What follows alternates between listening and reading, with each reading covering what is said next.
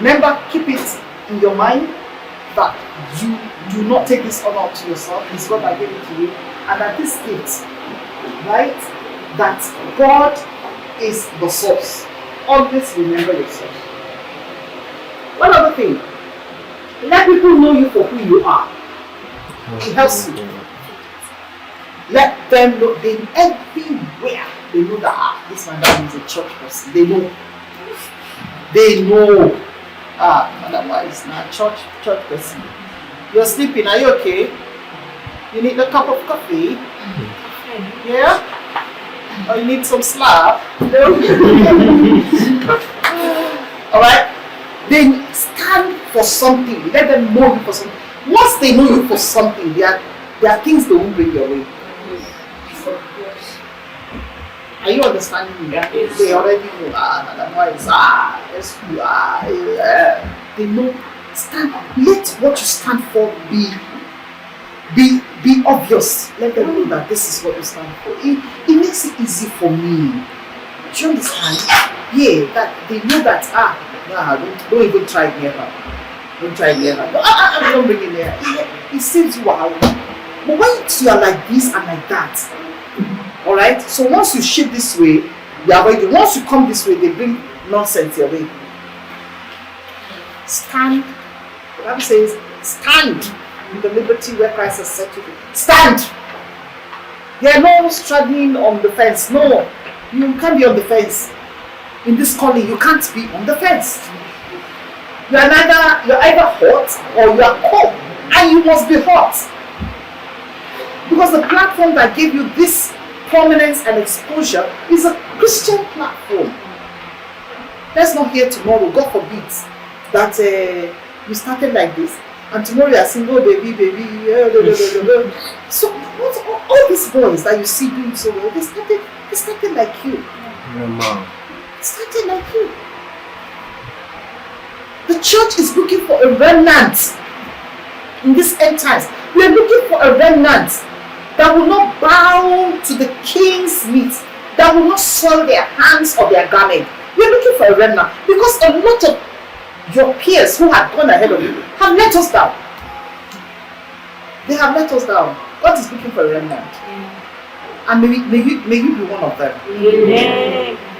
And so one day we'll gather together like this and talk, and then I'm like, okay, I remember you. Oh, yeah. And then when it comes to, don't say you don't know me. When I come to greet you, don't say, okay, yes, I remember you. Yeah, you see my manager. Yeah, that's what a question. Okay, my first question is, it said that for one to be solid in what's in like Stardom or even being in a high position or whatsoever of responsibility, there must be a head to submit to, like someone, a mentor, yes. So I get the right mentor, because I feel in a situation like that, especially when someone is just coming out as like a rising star, a lot of people want to crouch on. So how would you know the right? And that's one. Then two, there's been this thing, I think I even had the privilege of asking one of the gospel ministers that I met in a program. I said, sir, I don't want to take a picture with you at all, and I just want to ask, how do you stay? Like, how did you maintain staying in Christ? Because I don't know if it's just me, but I've not reached Stardom yet, and I know it's not quite easy. So I don't think I can imagine how it would be at that certain point. But then, is there something I can do or that I am not doing to be steady and not unsure? How, like, to be fluent and connected to God, yes, in my right standing, because a lot of times it feels like there are a lot of activities, then the time to create, to stay and dwell isn't there. So how do you use the little time because I think no matter what, you're supposed to have time. And if there's something I have realized is that a lot of people that rise, when they become too busy, they fall, and it's like super scary.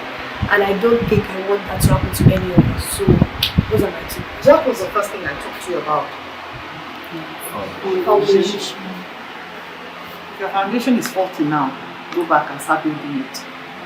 Because what you're trying to do is to build a gigantic edifice on your foundation. Right? You must have a solid foundation. Solid foundation, let me explain what I mean. It means intimacy with God. It means being able to study the word, being able to pray, being able to evangelize. You always leave that part out. Being able to do what? Evangelize.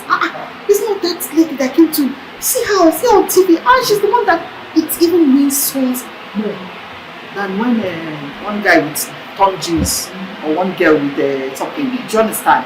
The whole this madam is the one that came to witness Jesus to me. She came in her car, she came with her driver.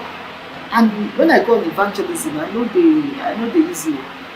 Yeah, you must know that I'm not, it's not hunger or something that came push me. It's because I know this God and I have a relationship with Him. So I'm not hungry or I'm pauper or I'm a scum of the earth. That's why I want you to come and meet my Jesus who, wipe your tears. And no. If I open my mouth and talk to you about it, you will listen to me. Are you understanding me? Now, your foundation, I cannot overemphasize this. If you don't have that foundation yet, you can't build anything on it. You can't. It will collapse. It's simple logic, simple spiritual logic. It's a very simple logic. There is no, I am a very busy person, as in busy but busy. Right? I just left being SA Media to the Deputy Senate President. I'm now SA Media to the Minister of Solid Minerals Development. You know what that means? It's a lot of work. And then I have a TV station that I'm managing. I still read the news, produce, and all that. It's a lot of work. Sometimes I'm getting home, I'm like, to even come out of the car, I'm tired. Yet you must create time for fellowship with God. From the hospital to this place, I was just praying in tongues. It's not until you find time. Okay, I've woken up. Oh, good morning, Jesus. Okay, let's come and do fellowship. And then you look for one person and say, no. It's sometimes on the go. And by the time you get married and you have children, you see that time will not even be there. So it must be on the go. It's a continuous thing. Like, okay, this my watch now is monitoring my heartbeat, heart rate, and everything.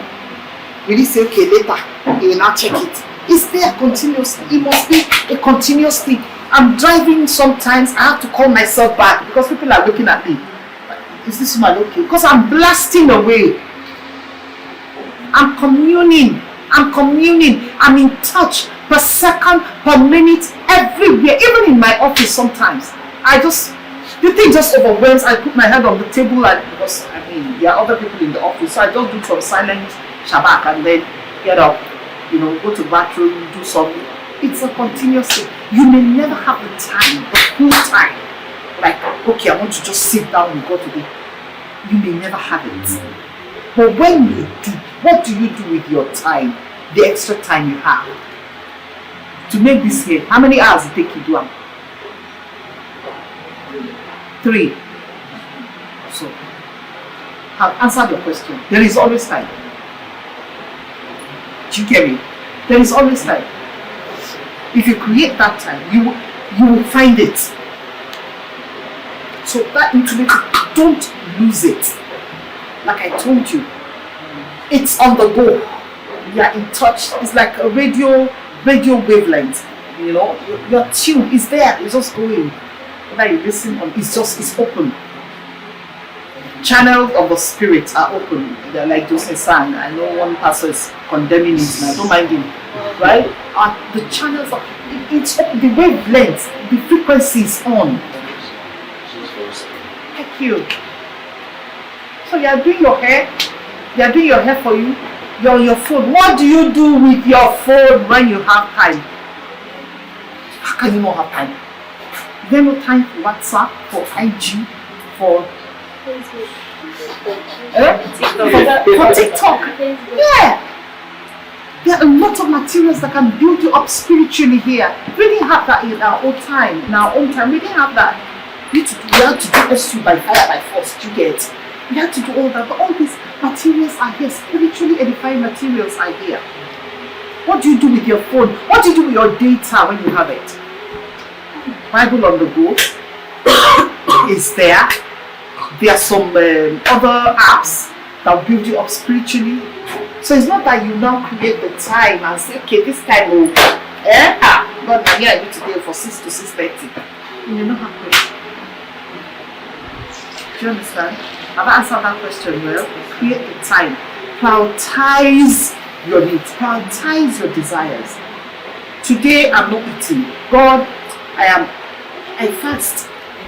And sometimes I don't have time to just like, okay, 1 hour and just sit with God. It's on the go. My spirit is like, it's on the go. On the go. When my friend was in the hospital, we fasted. When they did surgery, after a week, 2 weeks or so, 3 weeks, they took him back for another surgery. It was too much. So we fast and we're in the office. And then your boss is talking to you. Okay, so Lara, I want you are doing, okay, sir. Your mind is in, you know, the way the waters are, the sea. You are in communion with God. You are in tune. There is no breaking away that, okay, at this time, I'm breaking away, and then to come back and pray. You are there constantly. My elder sister, Deliver, I told you, when she was pregnant, one time, so there was a bit of attacks and all that. So in the hospital that day, so I took her photo, so I touched her. She just woke up. That even when I'm sleeping, I'm dangerous. Do you know, that thing came from a death. Yes. It came from she was sleeping, she was even snoring. I think I wanted to touch her temperature or something, and then she just, even when I'm sleeping, calm down, now it's me. You understand? You know, the presence must carry it every time.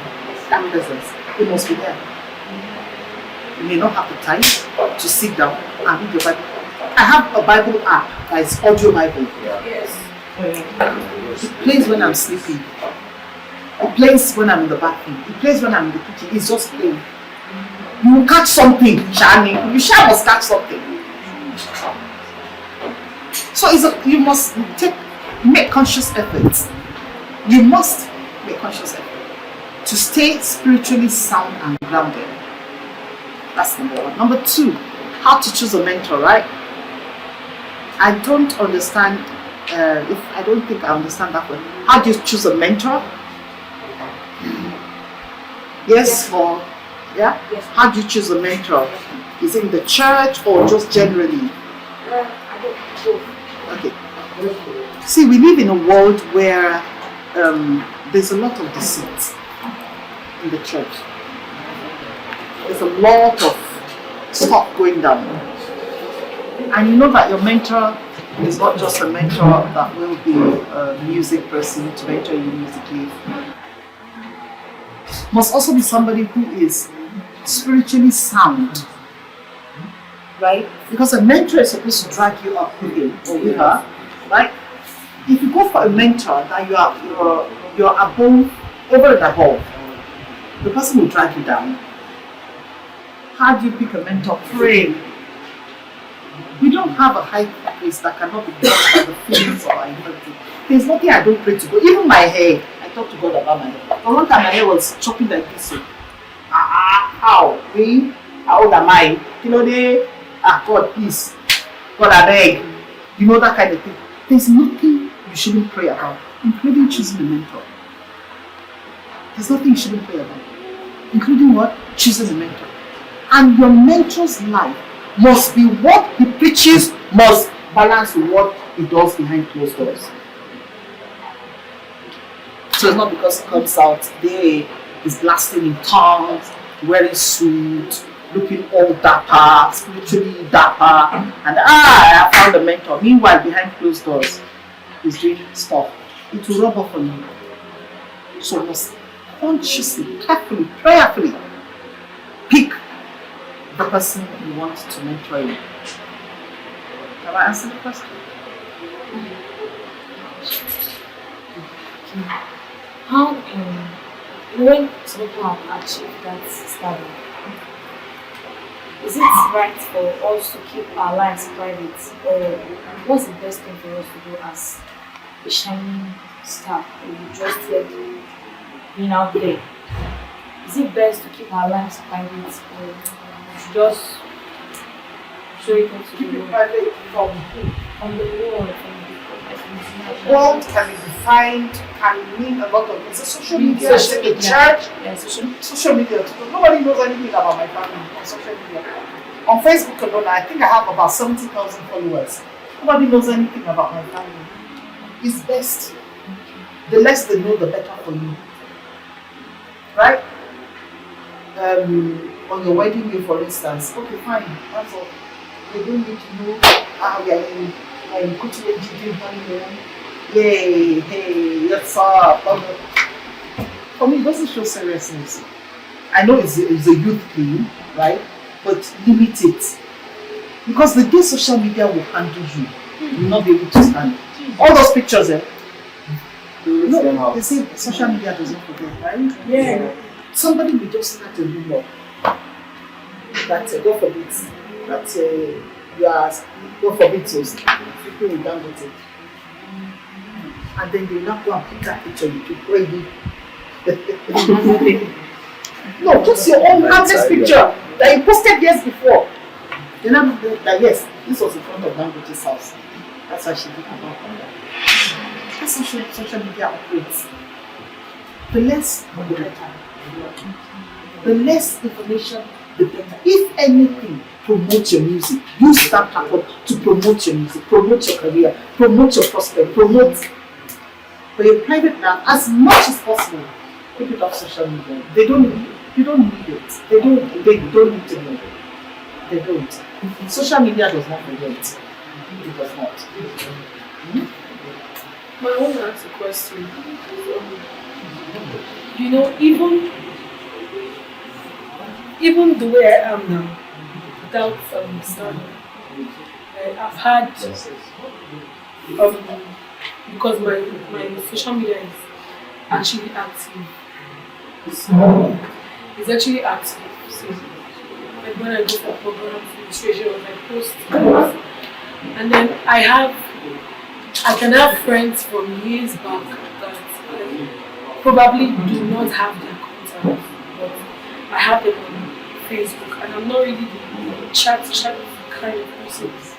I have them on Facebook, and then you'll be getting messages on your phone, like maybe after a very long, maybe after like a year or 6 months, you go to your phone, your messenger, and check messages. You see messages like, you don't blow now. You know they talk to the person again. In fact, I've had such interrogation and the person did not even give me the opportunity. The person just blocked me off on Facebook. You know, so how do you, because you are human, you cannot keep contact with everybody that you grow up with and all that. So how do you handle relationships? So let me tell you one thing. You know, I told you my Facebook alone is about 70,000 people. 60-something thousand maybe. If you read the comments, if you go to my blog, you will hear things like, Auntie, you're so humble. I sent you a message and you replied. And then you talk to me and you call me. I ask for my Facebook followers' contacts sometimes and I call them. I must gauge you first. I know that your head is correct. Alright, so maybe youth, I see the struggling. I've used my platform to raise funds for people, to pay house rent for people, to pay school fees for people, to pay hospital bills for people. So people have come to love and trust me, to know and trust me. So I see, for instance, maybe you like that, you're struggling and all that, and I've been following you, and I like what you're doing. I'll just send you, can I have your contact? I want to talk to you. Hey! To go and put it on my timeline. That's my contact. Alright? That is going the extra mile to be friends, to maintain relationships. If there's anything God has blessed you with, it is the fact that I handle relationships well. My first best friend in primary nursery school, 1974. My first best friend that I could remember that, chummy best friend, we hold hands, we share bread and butter, share tea talk together in primary school. I looked for her. I never forgot her. Bola Jack, that's her name. Her father a reverend. My father too was the church priest. And we were all like together, we grew up together in Kafancha. So I looked for this, wait, she never left my mind. So I went to my social media handle and I'm looking for so person. Her name is so.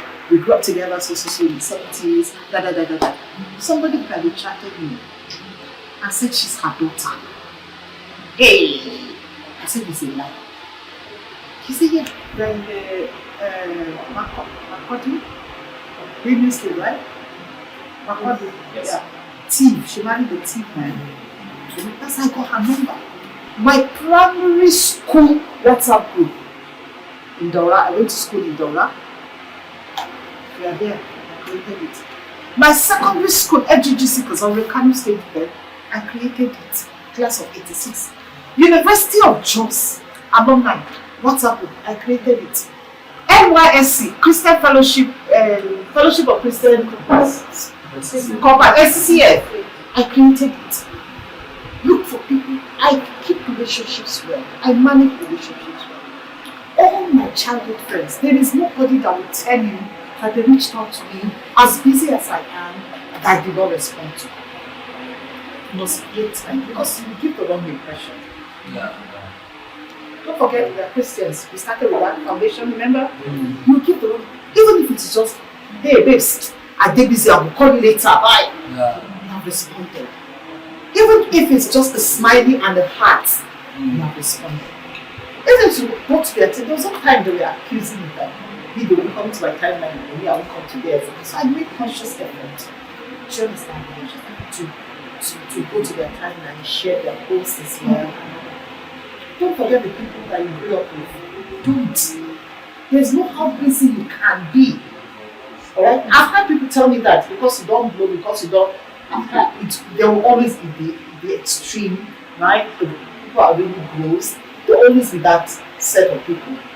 But before or in your conscience, you have made effort, not that you're trying to please everybody, but to just be there for people, right? So that people don't speak of your good as bad.